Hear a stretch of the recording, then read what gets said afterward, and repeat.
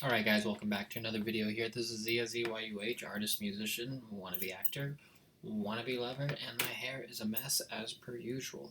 So, we are going to be going into episode 12 here. I just got home.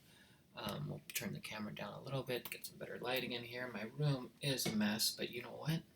That's how life goes. This is how to be successful, okay? These are mantras, lessons, and tips and tricks and tools that will help you get around certain barriers and certain walls and certain distractions in life that'll prevent you from moving forward.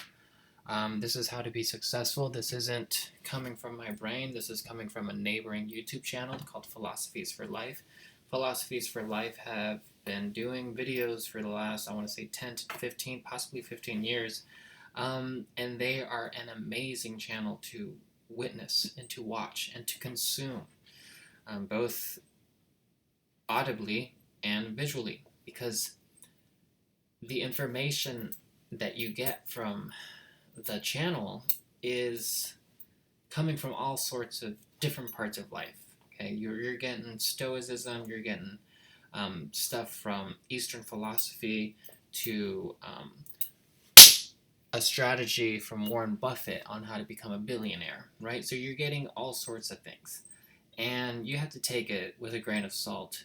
And in saying that, really consider what you're consuming as a consumer, right? As we go online, as we venture into the technology portal, we are bombarded with certain ads, with certain nuances, I guess, or distractions, I would say. These distractions obviously take up time, and that's what we're going to be talking about in this episode is time. T-I-M-E, time. Just like the clock on the wall and just like the watch on your wrist. And so what we need to do is this, tell you guys what the title of the video is. You get 86,400 seconds daily. These are going to be time management tips. And to be honest, I'm a little tired tonight, but I did want to do this video.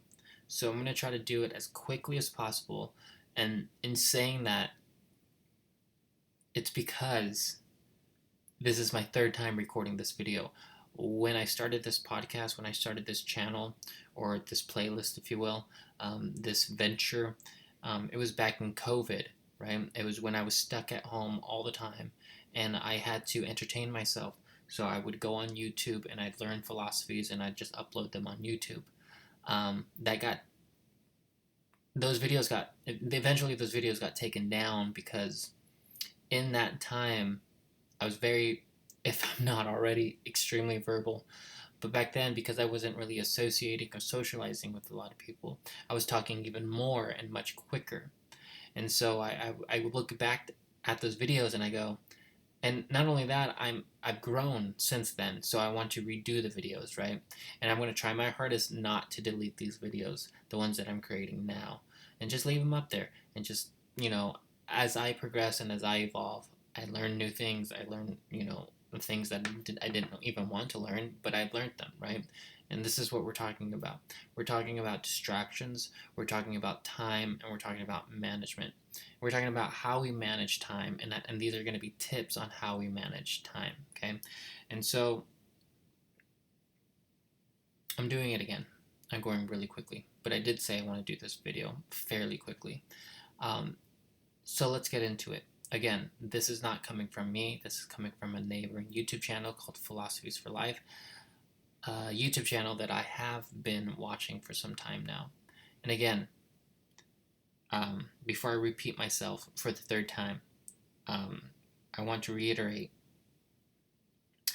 that these management tips don't come from me. Okay? And this is what we're talking about. We're talking about philosophy. We're talking about being fluid with a vocabulary and letting go of the information once we've learned it. And this is all that we can do as human beings. is to listen. I mean, that's what we've been doing since, if we're talking about time, let's go back to the Neanderthals. Let's go back before the Neanderthals and start talking about and start discussing about legends and stories and fairy tales. You can push it all the way to the European age where we have fairy tales. And now these are legends and fairy tales and mantras and lessons that help the children grow and become more than what they were beforehand, before learning the lesson. Don't go into the woods. Well, gosh, jolly, why? Why not? Why shouldn't I go into the woods? Well, because there's a big bad wolf in the woods, and if you get lost in the woods, you will get eaten by the wolf. Is there really a big bad wolf in the woods? Well, no, there isn't. But it's something that we tell our children so we can keep them safe. This almost sounds like the Bible. This almost sounds like these books that we read as adults. These certain mantras and lessons and parables that'll help shape the person, that'll help them stay out of trouble. And it could quite possibly be that the Bible and such books, in comparison to the Bible, that it's just that, right? To swallow that hard pill and to understand that, gosh darn it, isn't it just a book? And to some people it isn't. To some people the Bible is actually something very illuminating, and it actually flames the soul and becomes, and we really want to stop and think about that. Is it the Bible that's doing that? Is it the lessons? Is it the parables? Or is it your innate faith to understand that you are capable of doing so much more? And understanding that you don't necessarily need the Bible, but we use it instead as a clutch, as a handicap, as a way to lean on and say, you know what, I'm not perfect, and you aren't, and own that. Own the fact that you aren't perfect, right? Own the fact that you're not able, and that makes you such a beautiful soul. And that makes you actually even stronger than the one who does think they're perfect, the one who does feel that they have everything put together. No, the understanding of that you aren't perfect, the understanding that you do have flaws, that you do sin, right? And if we're talking about sin, we're going to be talking about religion, we're going to be talking about all of that, but we don't need to get into that because this video isn't about that. And I have a video that taps into sinful matters, and I have a video that talks about ascending yourself to a higher being and a higher consciousness, and I believe it's episode 7 in my YouTube, the playlist philosophy channel, where we talk about meaning, we talk about symbolism, and we talk about structuring our lives through and through with that meaning enforced into our lives. But in this video specifically, we're going to be talking about time, we're going to be talking about management, we're going to be talking about how we manage time through these tips and how we utilize these tips and tricks and tools to improve our life and to advance ourselves and to not distract ourselves and to know when to put up the walls in front of us and say, hold up, let's pump the brakes here. This isn't working for me, and these are the reasons why. Earlier today, I had a discussion with a friend about success and failure, and how the one person who finds success, which is about 8% in the world, is that it's not just a straight line up to success. You're going to go up, you're going to go down. You're going to go up even more, and you're going to go down just a little bit, and you might even go down farther than the first time, the first mishap.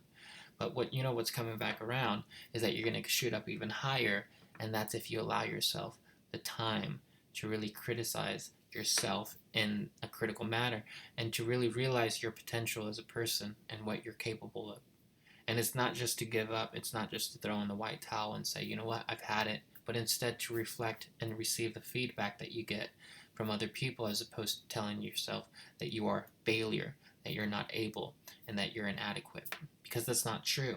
What's happening is that there's a blockage, and now we have to stop and think, why is there a blockage? Why is this happening? What's going on? What can I do about it? Let's ask the W's. The what, the when, the where, the why, and even the H, throw in the H in there. How?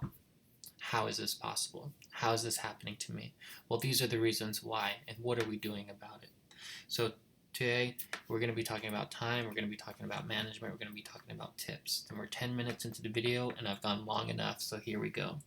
Alright, this is an example here, okay? Imagine a bank credits your account $86,400. Oh my gosh, you're rich enough. So it claims no balance from the day. It carries no balance, day to day.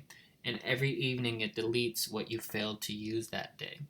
So if we talk about, actually scratch it out. Let's just ignore what I just said, because I wrote this a long time ago. It doesn't make sense to me right now. So just imagine this. Imagine a bank credits your account $86,000, $86,400, and in that day you're gonna have $24. Let's say $24 that day. Well, let's bump it up to $2,400. Okay, and whatever money you don't use that day, right? So let's say you only use 1,000, so you have 1,400 over. That's going to be deleted. That's going to be out the window because you didn't do anything with that money. It's going out the window. So let's think about time. Let's think about how much time you have within the day. For some people, it's 24 hours, and for other people, it's 12. And the other people, it could be 13, 8, whatever. It just really depends on how much time you're using in that day, because a lot of that time is wasted, right? So, but if we're talking about, how the world works and how we understand time, it's 24 hours. But what I'm saying is that in those 24 hours, how many hours are you actually using and actually advancing your life in? You're going to have the 8 hour period. For example, 8 hours of sleep, 8 hours of work, and 8 hours of play. Perfect. Is it? Because sometimes our body doesn't need 8 hours of sleep, and sometimes our body doesn't need 8 hours of play, and sometimes our body doesn't need 8 hours of work. So what do we do in this situation? If I have 24 hours out of my day, but I only go to work for 6 hours out of the day, and I only like to sleep really in short little brackets of 2 to 4 hours and taking like naps or long sleeps, not long sleeps, but long naps, how am I going to utilize this way of living and actually advance myself as a human being, right? And when I say advance, I'm saying become more than what you were. Become more than what you were last year, from yesterday, from last week. And when I say this, what I really, really, truly mean is, are we seeping into the unknown? Are we diving into things that make us uncomfortable? Are we ruffling our own feathers and making ourselves uncomfortable? If not, why not? Why aren't we in a position in life where we say, why don't I have more responsibility in my life? Why don't I have certain pressures in life that'll help me grow? Because you're not allowing it. Because you're putting up walls. You're preventing yourself by sleeping so much. You're preventing yourself by not having a real job. You're preventing yourself by not actually engaging in actual true interests and hobbies that actually advance you as a person and make you more than what you were. Okay, you like reading, but are you just reading comic books? Are you just reading the newspaper? Or actually trying to put yourself in a position where you're actually learning something from the book as opposed to just being entertained? And that can go with all sorts of different ways. For example, me personally, I like painting. And it wasn't until I took about a year course in painting that helped me shape the way that I look at painting in its full extent, as opposed to how I used to look at it, which was through a passionate lens of me unfolding and unloading myself onto a canvas. But now I know that I have that side, but I also have this side, which is the side that my teacher taught me, that my professor taught me in the college. He said something where art isn't just coming from you, but it's a responsibility that's put on your shoulders to showcase the world what life could really be. Not everybody is an artist. Let me take that back. Everybody is an artist, not everybody is a painter. So we need to understand what we have. I like to call it our utility belt. What is at our hips? What can we showcase to the world without it taking up too much time in your own personal life? And it allows you to showcase your talent It allows you to showcase your worth. You like writing books? Well, gosh darn it, start writing those books. You like playing music? You like recording music? Well, gosh darn it, do it and do that. And make sure you have enough time to do that. You like sewing? You like making clothes? You like doing things like you like cooking? Prioritize your time so you have that opportunity every single day to showcase the world what you're worth. If you don't use up the time that you have within the day, it goes out the window. You don't get that time back. And death creeps up slowly and unexpectedly, usually without warning. So what are we doing about that? All of a sudden you're 40 or 45, all of a sudden you're 15 or you're 25. And you start saying things like this. You start saying, where did the time go? It went out the freaking window because you didn't use it. So realize your potential. Realize the fact that you still have 2 working legs in front of you or beneath you, on you, within you. Utilize them, because not everybody's got those. Not everybody has a working pair of lips. Not everybody has an intellectual mind to allow yourself to receive this information. If you're in such a position where you're not able to understand this video, unfortunately this video isn't for you. But with saying that, it doesn't mean that you're not able to understand what I'm talking about. You just need to receive it in a different frequency. You just need to receive it in a way that you understand it. I can't help you out with that. But what are you doing about it? And do you have people in your life to help you understand what I'm saying? If so, great. If not, figure it out. I don't know what else to tell you. Life is going to be hard, and life is challenging. So, what would you do? What would you do with that time? What would you do with that money? You have $2,400 to spend every single day. What are you going to do with that money? You have 24 hours out of your day. What are you going to do about the time that's presented to you every single time you wake up? Well, a smart person would withdraw $2,400 from the bank every single day. Okay? And it's exactly what I just said. Each of us have a bank. We all have a bank like this, and it's time. It's the 24 hours. So that's the correlation. That's the understanding of how this example works.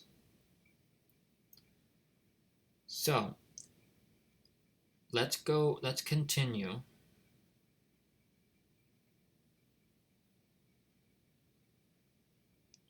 Yeah, because I just reviewed this whole page here. So if you don't use up that time, it goes out the window. If you don't use that amount of cash, it goes out the window.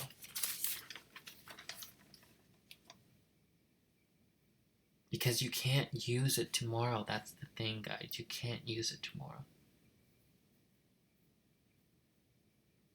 It's gone. You slept through the day. You worked all day. You played all day.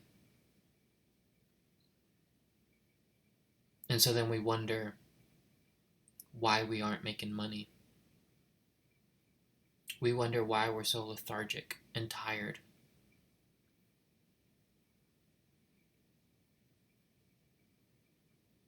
Think about it. Because it goes either one way or the other.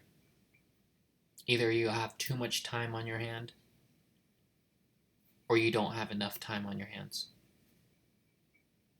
So it's really understanding on how we balance this. Sure, there's going to be days where I'm going to be like, I would love to have all the time in the world right now, but I just don't have the time. Gosh darn it.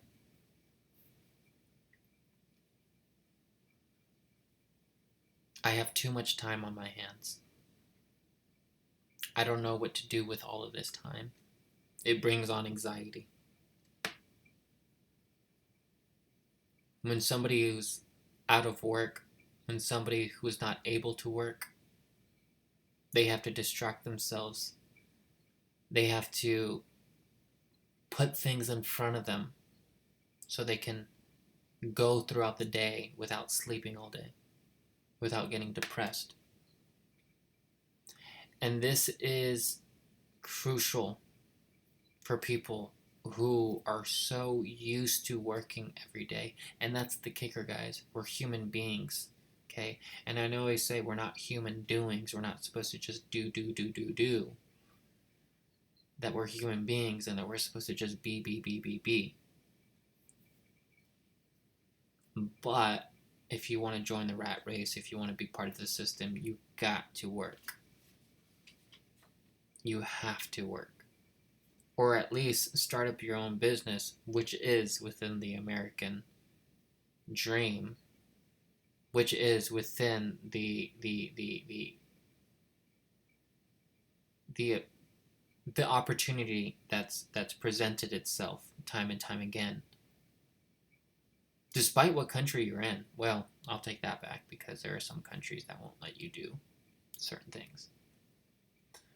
But let's get back to, because I just go off, to time management, okay? Time management. Excuse me. Just for 1 second, I'm so sorry.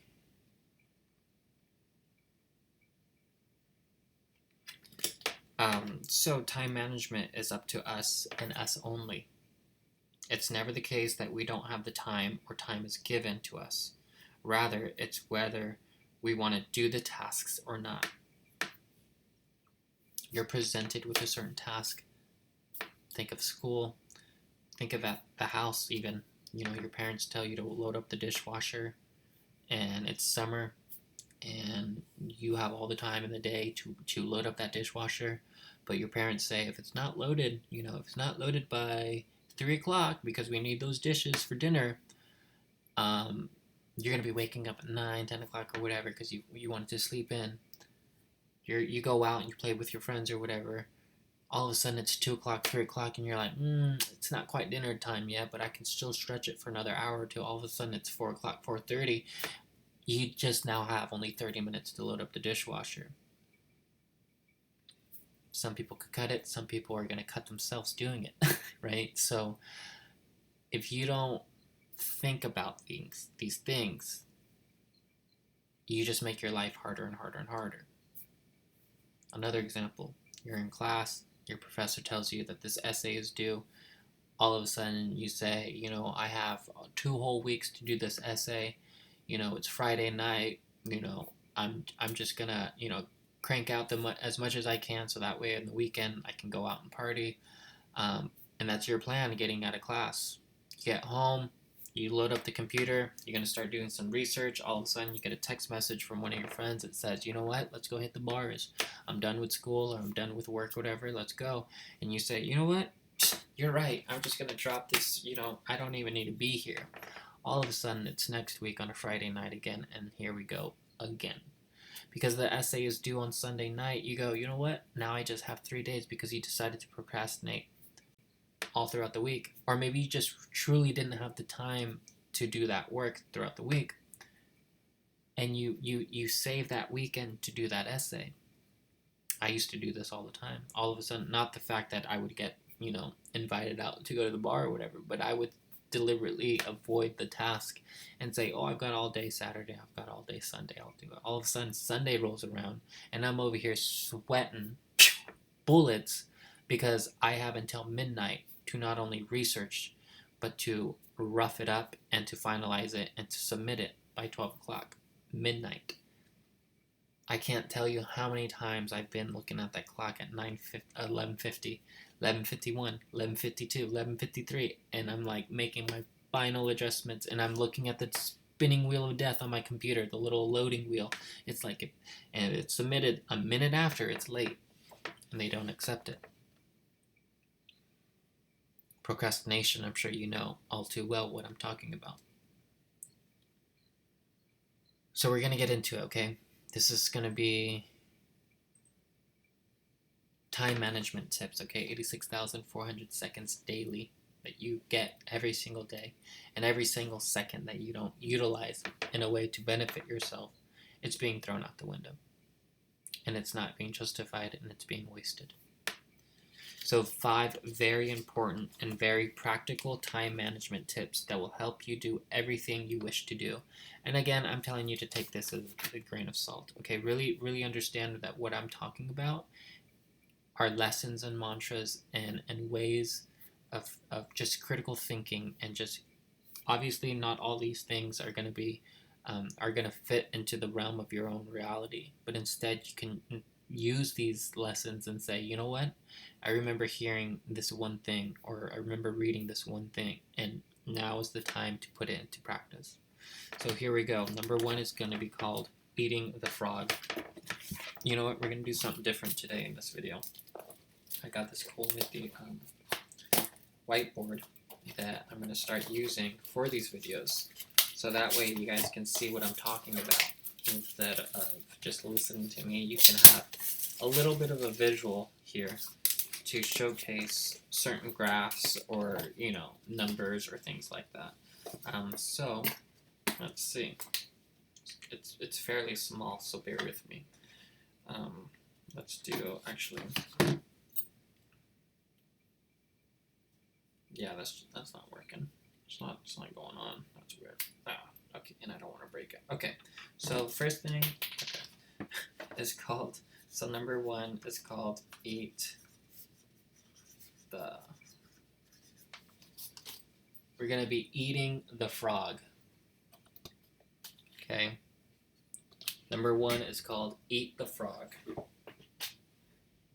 Okay, so, which means to do your most important task first. Number 1 takes priority. Okay, so number 1 is going to be taking priority. And when I say number 1, I'm talking about the biggest priority, the biggest problem in your day, whatever that may be. Do that thing first. Okay, Mark Twain, the author, said, if the first thing you do,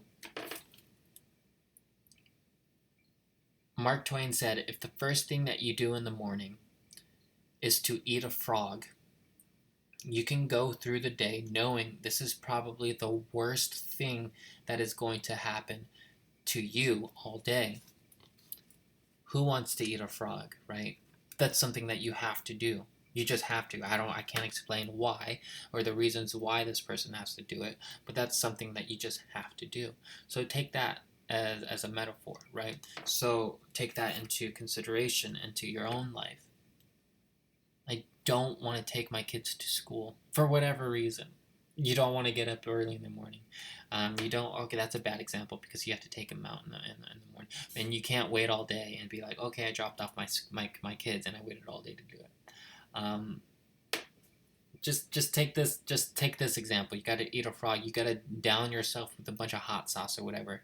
You just have to do it. Or let's take my partner is making like this new juice, right? This very extremely healthy juice that we consume, and the first 2 times that I've had it, I just don't like. It's an acquired taste. I have to get it. I have to learn to like it. I have to learn to love it, because it's good for me, and I want to do that. So that's the first thing that I'm going to do in the morning. I'm not going to wait until the end of the day to do it. I'm going to do it first thing in the morning so I can get it out of the way. So your frog is the biggest and most important task, okay? The one that you are most likely to procrastinate on. The rest of your day will go much easier knowing you completed your most important task. Your day, you won't feel like, oh gosh, I gotta go home and do the laundry, or I gotta go home and do the dishes, or I gotta go home and mow the lawn. You know, if you had prioritized to mow the lawn yesterday, you wouldn't be thinking about it the next day. So if you have the time, knock it out. So the examples that I put down were like laundry, or doing shopping, grocery shopping, doing a report for school, and you hate doing laundry. So how do you fix this? Well, you're going to be doing the laundry first before doing anything else. So number one is to prioritize. And to be honest, I don't think I really need to get too much into this.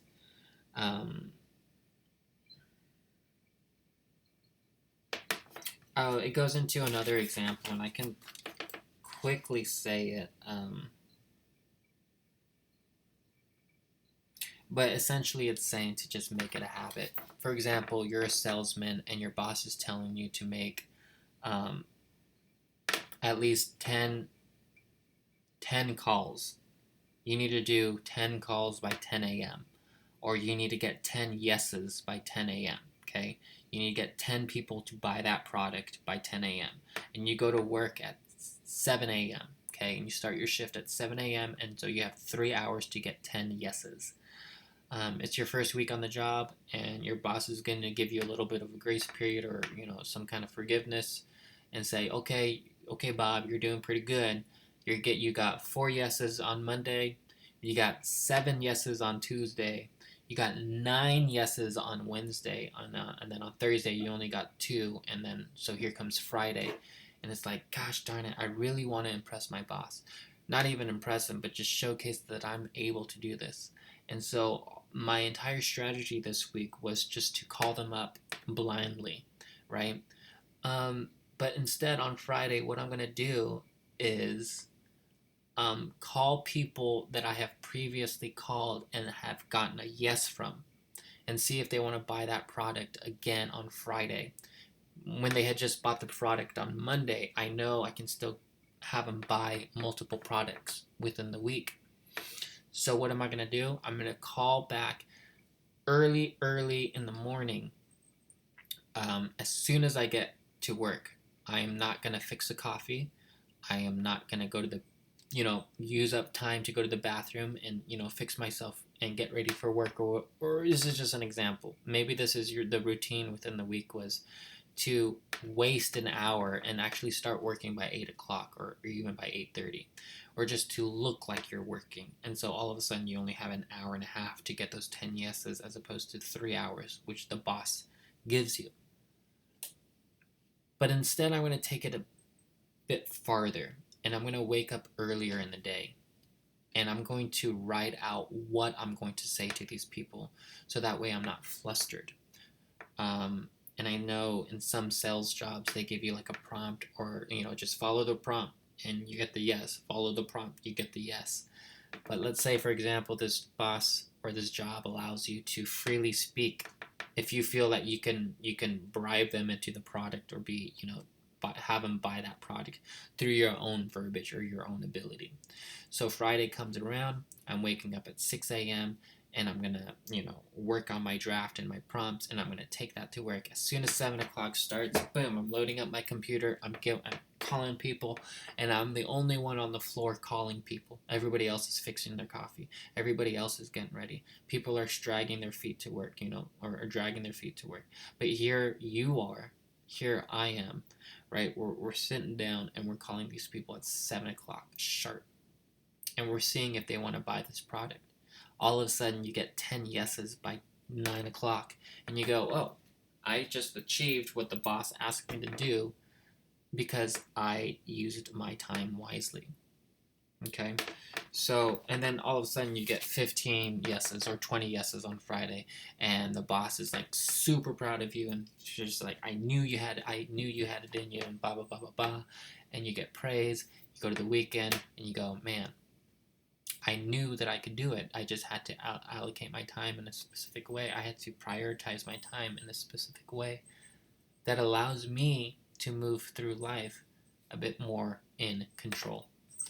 So you don't let time control you. You control time. I'm going to say that again. You do not let time control you. You control time. You are the one who says where and how and when you use the time. You don't look at time and go, time is going out the window. I'm racing against the clock. No, the clock is trying to catch up to you. Let's move on to number 2. Number 2 is going to be, excuse me here.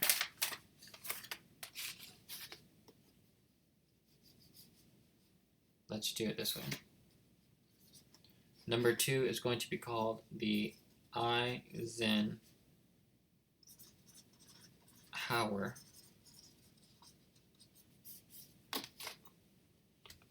Number 2 is called the Eisenhower Matrix.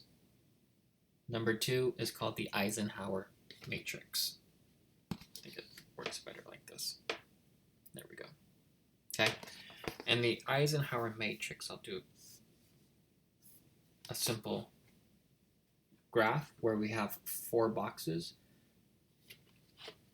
And on the top left, we're going to put do later.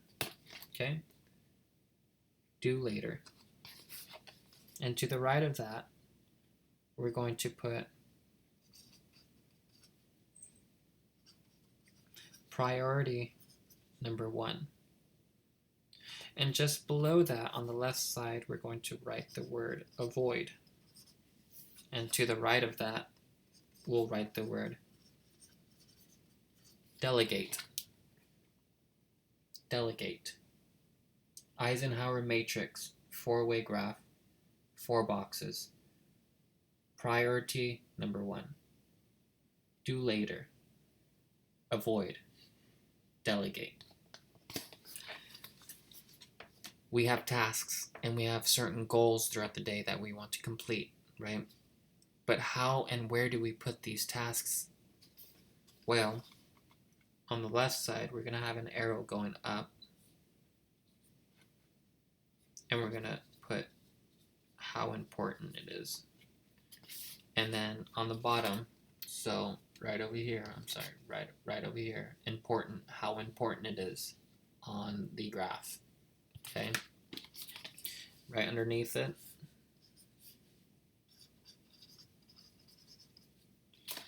is going to be the urgency. How urgent it is. Let's say you have to do, I'm so sorry, I'm still getting used to this.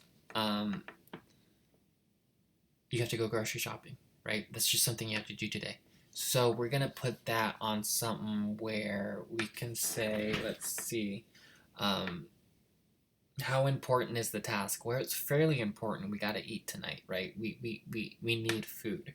So the importance is going to be probably all the way up to the top.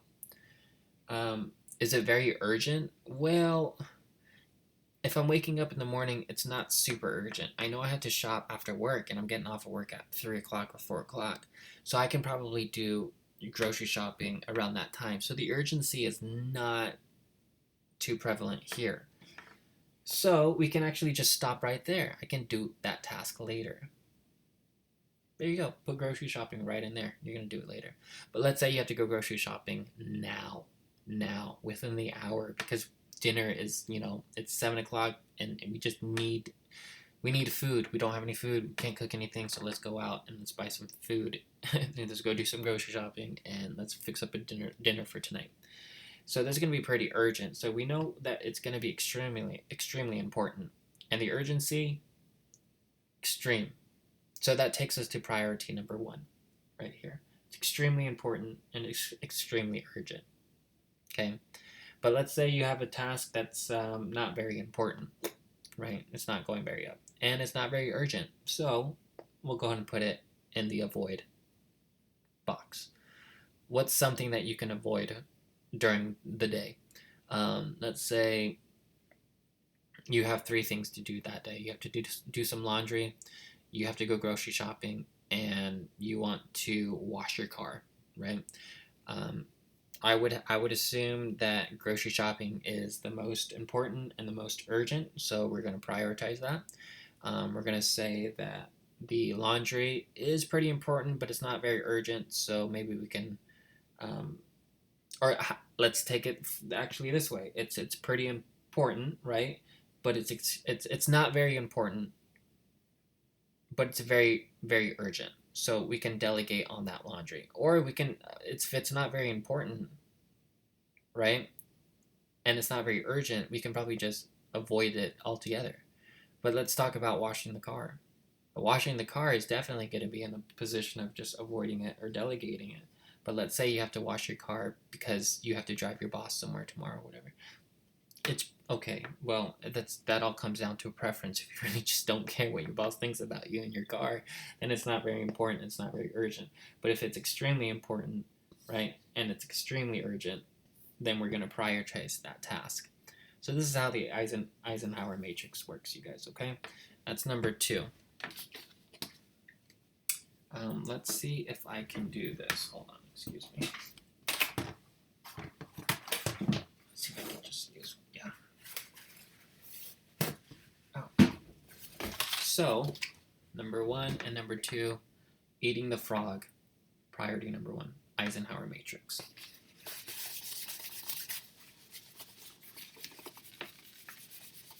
So let's go into number 3. We're at 41 minutes. So much for a short video. This one is going to be practice. Oh, okay. I think this is practice creative procrastination. Hold on. I can't. If you guys can read my handwriting, I would be amazed. I cannot read that. It says prioritize, I think creative procrastination. Deliberately put off those tasks that are of low value. Innovators and creative individuals use procrastination as a necessary tool more often than anything else. When you have something important to do, write out a not to do list. So I'm gonna say that number 3 is practice creative procrastination. And again, my handwriting is crap. Okay, so we're gonna do the not to do list. Not to do list. Okay, that's what we're talking about. The not to do list. And over here, let's talk again about that salesman who decided to wake up at 6 o'clock in the morning, go to work straight at 7, and get straight to work. Well, he's deciding that instead of reading his emails every morning and wasting time, instead of going on Facebook and, again, wasting time, and instead of being on the phone and wasting time, and instead of going on YouTube and wasting time, we're talking about the salesman. Okay? They are deciding not to do any of that. Practice creative procrastination. That doesn't make sense to me. The procrastination doesn't make sense to me. But we get the gist here. Okay? If you find yourself wasting time and you have a certain task to do, what are you throwing out? The not to do list. We're not doing this stuff so we can practice this creative. Would procrastination, the word procrastination, work here? Because you're not procrastinating here, but you're thinking creatively on how to avoid procrastination. So I guess it does kind of fit. Let's go into number 4 here, guys, which is probably my favorite, and something that I've actually been, I think it's Pomorado.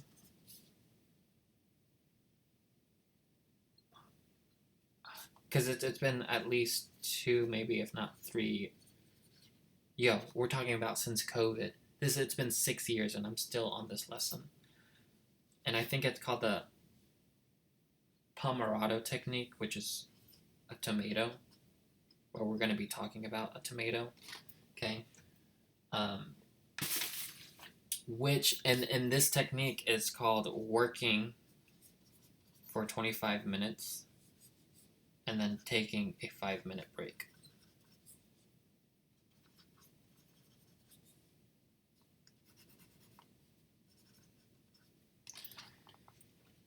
Each 25 minutes is called a pomodoro, which is the Italian word for tomato. After 4 pomodoros have passed, which equals 100 minutes of work time, you're going to be taking a 15 to 20 minute break. After each pomodoro, mark an X or tally to keep track. So you're going to work for 25 minutes, you're going to break for 25.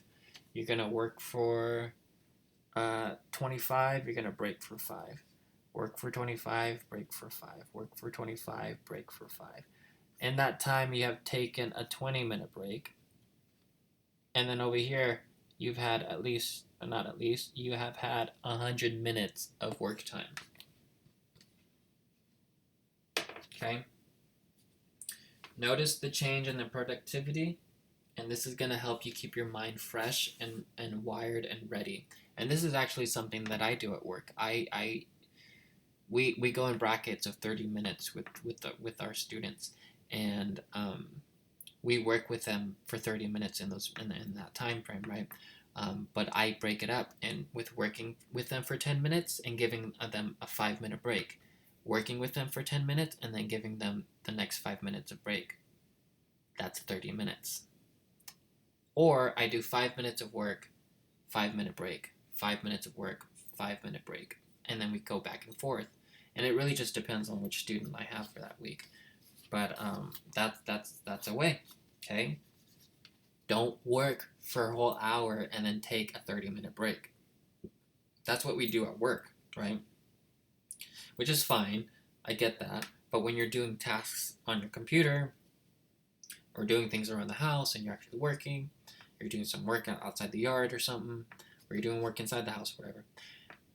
Work for 25 minutes, go out for a drink, then, go back to your work with a fresher, more hydrated mind. When I say drink water. The last one would be 2-minute rule.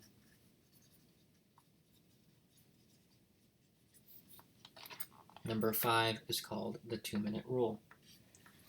If the task just takes 2 minutes,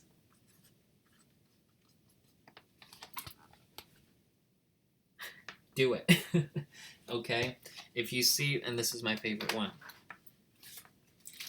if you see something needs to be picked up off the floor or something, don't take my room for an example. Dishes pile up. Okay? Taking out the trash takes 2 minutes. The longer it sits, the stinkier the house gets. The longer the dishes stay in the sink, the stinkier the kitchen gets. The dirtier your dishes get, the harder they become to clean. Wash that damn plate, wash that fork, and wash that spoon, and wash that knife. 2 minutes later, it's done. You don't have to think about it. Not everybody works this way. And again, remember what I told you in the beginning. If you're still here, I told you in the beginning of the video that these lessons and all of this information is only so useful to the individual if they allow it and if they're ready to receive the information. So with that, I'm going to cut the video because otherwise I'll talk for another hour. Okay, it's getting pretty late here. I need to get up for work tomorrow. But next time, we're going to be talking about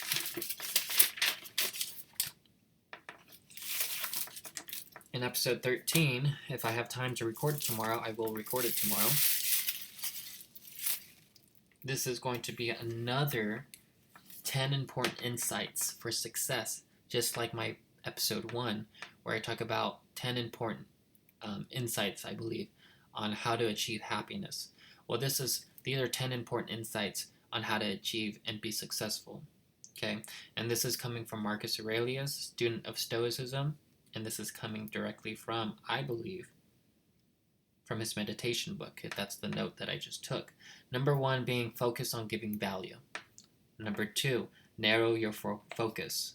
Number 3, set your discipline in stone.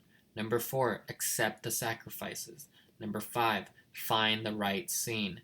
Number 6, ruthlessly protect your time. How funny.